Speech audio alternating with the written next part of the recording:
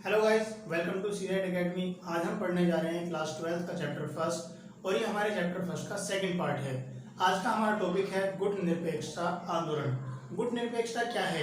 किसी भी गुट या सैनिक संधि में शामिल ना होकर सभी गुटों से एक समान दूरी बनाए रखना।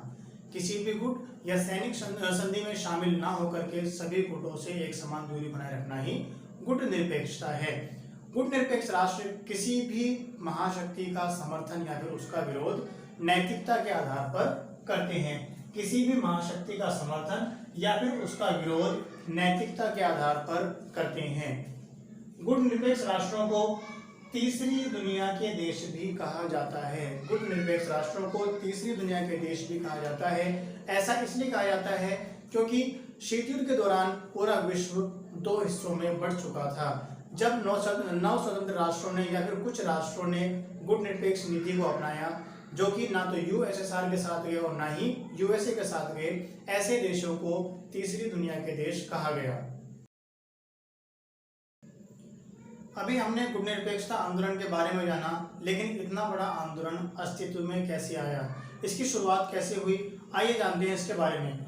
सबसे पहले जो गुट निरपेक्षता आंदोलन है उसका गठन एशियाई अफ्रीकी यानी कुछ एशिया के देश थे, कुछ अफ्रीका के देश थे और कुछ लैटिन अमेरिका के देश थे और कुछ ऐसे देश जो औपनिवेशिक समस्याओं से जूझ रहे थे। इन देशों को मिलाकर के गुट निरपेक्षता आंदोलन का गठन किया गया। इसके शुरुआती दौर में इसके कुछ सदस्य स्वतंत्रता प्राप्त कर चुके थे और बाकी इस प्रक्रिया में शामिल थे। इसके बाद हम बात करते हैं कि इसकी शुरुआत कैसे हुई।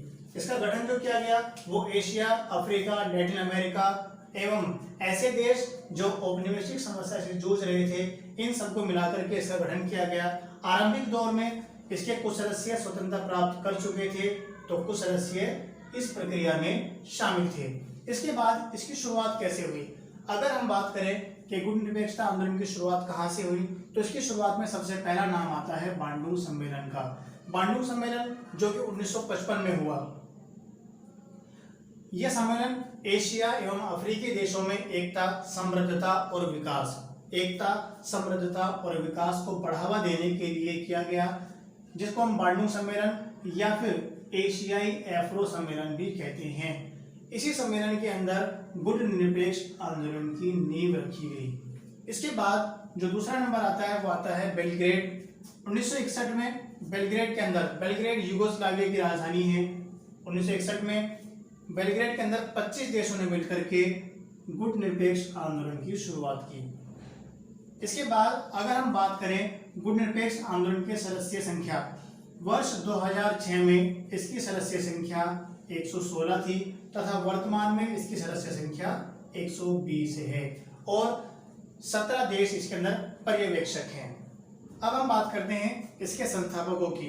इसके संस्थापकों में पंडित जवाहरलाल नेहरू जो कि भारत से थे, इनके बाद हैं जोसेफ ब्रोज टिटो जो कि यूगोस्लाविया से थे, इनके बाद गमाल अब्दुल नासिर जो कि मिस्र से हैं और वामे नक्रुमा जो कि घाना से है और लास्ट है मार्शल सुकर्नो। ये पांचों गुट निरपेक्ष आंदोलन के मुख्य संस्थापक थे। गुट निरपेक्ष आंदोलन की शुरुआत और इसके गठन के बारे में जानने के बाद अब एक प्रश्न मन में आता है कि हमें इस आंदोलन की आवश्यकता ही क्यों पड़ी। ऐसे कौन से कारण थे कि हमें गुट निरपेक्ष नीति को अपनाना पड़ा? सबसे पहला कारण अपनी स्वतंत्रता को बनाए रखना। जैसे कि हम पहले भी बात कर चुके हैं कि जिन देशों ने या जिन राष्ट्रों ने गुट निरपेक्ष नीति को अपनाया, उनमें से अधिकतर राष्ट्र या तो नौ स्वतंत्र थे या फिर स्वतंत्रता की ओर अग्रसर थे। ऐसे देश नहीं चाहते थे कि जो स्वतंत्रता उन्हें कड़ी मशक्कत, कड़ी मेहनत के बाद मिली है, वो दोबारा से छीन ली जाए। इसलिए अपनी स्वतंत्रता को बनाए रखने के लिए उन लोगों ने ना तो यूएसए और ना ही यूएसएसआर दोनों के साथ ना जाने का फैसला किया और उन्होंने एक बीच का मार्ग निकाला जिसे गुट निरपेक्षता कहा गया। इसके बाद हथियारों की होड़ से बचना। जितने भी देशों ने गुट निरपेक्ष नीति को अपनाया वो सभी देश हथियारों की होड़ से बचना चाहते थे, इसीलिए उन्होंने गुट निरपेक्ष नीति को अपनाया। अगर वो किसी भी एक गुट में शामिल हो जाते तो जाहिर सी बात है कि ना चाहते हुए भी उन्हें हथियारों की होड़ में शामिल होना पड़ता, जो कि वो नहीं चाहते थे। इसके बाद अंतरराष्ट्रीय तनाव को कम करना। सभी देश जिन्होंने गुटनिरपेक्ष नीति को अपनाया वो अंतरराष्ट्रीय तनाव को कम करना चाहते थे, जो कि वो किसी भी एक गुट में शामिल होकर नहीं कर सकते थे। इसके लिए हम एक एग्जांपल का सहारा लेते हैं। सपोज करते हैं कि दो व्यक्ति हैं ए और बी, दोनों के बीच में कोई तनाव है किसी बात को लेकर या फिर किसी बात को लेकर कोई झगड़ा है, बात एक ही है। अब ऐसी सिचुएशन में आपकी दोस्ती ए के साथ है, आपकी दोस्ती ए के साथ में है। ऐसी सिचुएशन में क्योंकि आप ए के दोस्त हो, आप इस झगड़े को कम नहीं कर पाएंगे, क्योंकि हो ना हो आप जो भी करेंगे अपने दोस्त की साइड से करेंगे। आपका दोस्त चाहे गलत हो चाहे सही हो, आप जो भी करेंगे वो अपने दोस्त के लिए करेंगे, और इस ऐसे हालात में ये झगड़ा कम होने के बजाय बढ़ता ही चला जाएगा, क्योंकि आप भी आग में घी डालने का काम करेंगे। अब ये हालात चाहे आप दोस्त इसके हो चाहे आप दोस्त इसके हो, दोनों कंडीशन में यही हालात बने रहेंगे। लेकिन अगर आप ना तो इसके दोस्त हो ना तो आप इसके दोस्त हो, तो आप इस झगड़े को समाप्त कर सकते हैं। जैसे कि हमने शुरुआत में बात की थी कि गुटनिरपेक्ष राष्ट्र किसी भी महाशक्ति का समर्थन या विरोध नैतिकता के आधार पर करते हैं। कहीं ना कहीं उसका लिंक इस एग्जाम्पल से आता है। इसके बाद अपनी नीतियों का निर्माण स्वयं करना। जितने भी गुटनिरपेक्ष राष्ट्र थे वो चाहते थे कि वो अपनी नीतियों का निर्माण स्वयं करें। अगर वो किसी भी एक गुट में शामिल हो जाते तो शायद जिस गुट में वो शामिल होते वो गुट उनको निर्देश देता है कि आपको क्या करना है और कैसे करना है, जो कि वो देश नहीं चाहते थे। और लास्ट है अपना आर्थिक विकास करना। जितने भी राष्ट्रों ने गुटनिरपेक्ष नीति को अपनाया, जो कि हम पहले ही बात कर चुके हैं, वो या तो वो नव स्वतंत्र राष्ट्र थे या फिर स्वतंत्रता की ओर अग्रसर थे। जब वो स्वतंत्र हुए तो उनके हालात या उनकी जो आर्थिक स्थिति बहुत खराब थी, और शीत युद्ध के चक्कर में पड़कर वो अपने हालातों को और खराब नहीं करना चाहते थे। वो चाहते थे कि उनका आर्थिक विकास हो, इसलिए उन्होंने गुटनिरपेक्ष नीति को अपनाया। अब हम ये समझने का प्रयास करते हैं कि भारत को गुटनिरपेक्ष नीति से क्या लाभ हुए। सबसे पहला जो लाभ हुआ भारत को वो था कि भारत स्वतंत्र रूप से अंतरराष्ट्रीय फैसले ले पाया। गुटनिरपेक्ष नीति को अपनाने के बाद भारत स्वतंत्र रूप से अंतरराष्ट्रीय फैसले ले पाया, जो कि वो यूएसए या फिर यूएसएसआर में शामिल होने के बाद नहीं ले सकता था। अगर भारत इन दोनों में से किसी भी एक गुट में शामिल हो जाता तो शायद वह स्वतंत्र रूप से अंतरराष्ट्रीय स्तर पर फैसले नहीं ले पाता। इसके बाद जो दूसरा फायदा हुआ कि अपने हितों को ध्यान में रखकर फैसले ले पाया। भारत अपने हितों को, अपने फायदों को ध्यान में रखते हुए फैसले ले पाया, जो कि सिर्फ और सिर्फ गुटनिरपेक्ष नीति के कारण ही हो सका। अगर वो इन दोनों में से किसी भी एक गुट में शामिल होता तो शायद ऐसा नहीं हो पाता। इसके बाद भारत मजबूत स्थिति में रहा। भारत मजबूत स्थिति में रहा कैसे? कि अगर दोनों में से कोई भी एक गुट भारत के खिलाफ जाता तो भारत दूसरे गुट में जा सकता था। ऐसी स्थिति में ना तो कोई भी गुट इसके ऊपर दोष जमा सकता था और ना ही वो भारत से बेफिक्र रह सकता था। अब जो भारतीय गुटनिरपेक्ष नीति है उसकी कुछ लोगों ने आलोचना भी की है। आलोचना में सबसे पहले जो आलोचना की गई, आलोचक कहते हैं कि भारत की जो गुटनिरपेक्ष नीति है वो सिद्धांत विहीन है। भारत की गुटनिरपेक्ष नीति सिद्धांत विहीन है। आलोचकों ने ऐसा इसलिए कहा कि भारत अपने हितों को साधने के लिए हमेशा महत्वपूर्ण फैसले लेने से बचता रहा है। आलोचक कहते हैं कि भारत की जो गुटनिरपेक्ष नीति है वो सिद्धांत विहीन है, क्योंकि भारत अपने हितों को ध्यान में रखते हुए फिर अपने हितों को साधने के लिए महत्वपूर्ण फैसले लेने से बचता रहा है। जो दूसरा है कि व्यवहार में स्थिरता नहीं है। कुछ आलोचक कहते हैं कि भारत के व्यवहार में स्थिरता नहीं है। वो ऐसा इसलिए कहते हैं क्योंकि उनका मानना है कि 1971 में भारत ने यूएसएसआर से मित्रता की संधि की, जो कि गुटनिरपेक्ष आंदोलन के या फिर गुटनिरपेक्ष नीति के खिलाफ है।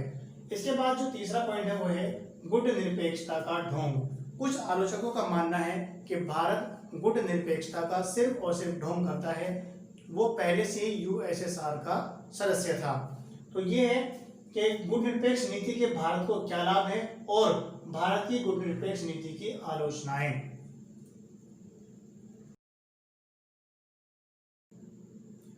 अब हम बात करते हैं तटस्थता के बारे में। तटस्थता क्या है? तटस्थता का अर्थ है युद्ध में शामिल ना होने की नीति का पालन करना। युद्ध में शामिल ना होने की नीति का पालन करना ही तटस्थता कहलाता है।